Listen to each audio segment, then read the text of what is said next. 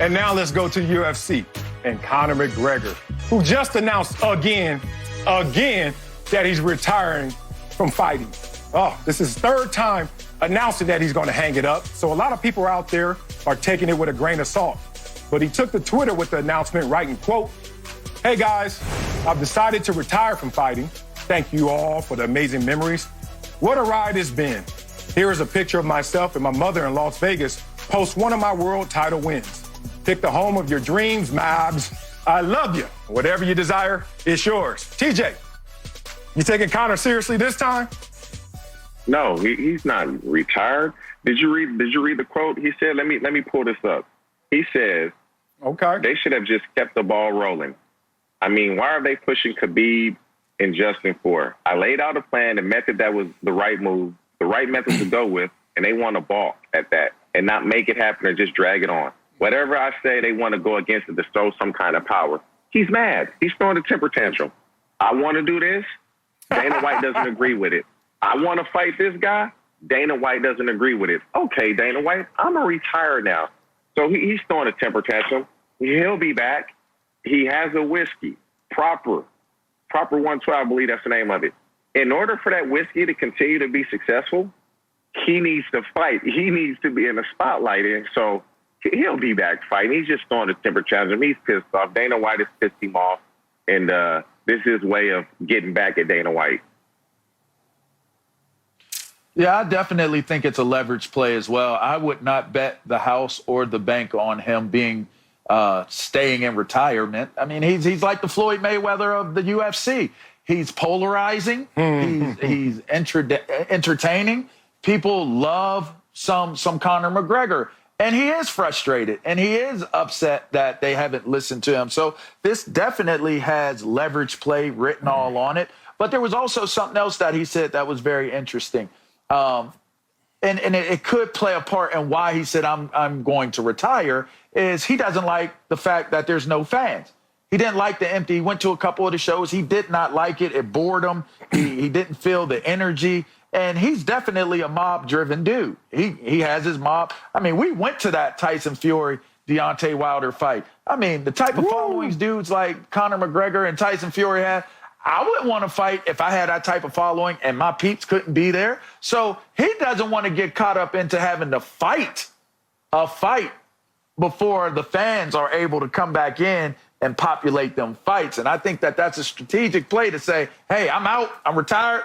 Y'all not going to put me on no fight card, and my people ain't coming here to see me fight. So I think it's a little bit of leverage to what TJ said, but I think it's also a little bit of leverage to the fact that he doesn't want to take any fights where he wasted not having the fans around to witness it.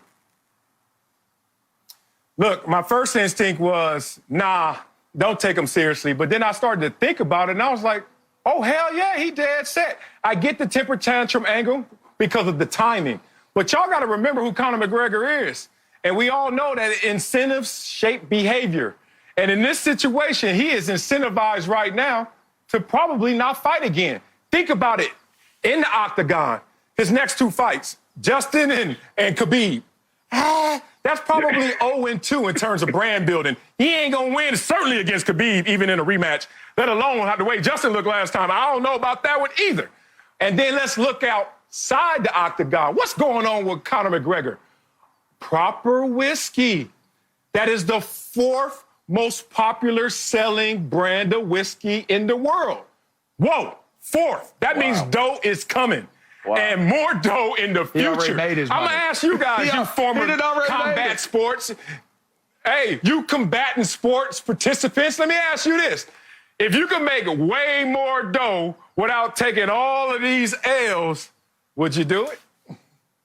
You for sure going. You don't have to get punched in the face. You don't have to kill yourself in training. It's a no-brainer. But can you sell some more cases of that proper whiskey if you're in the ring?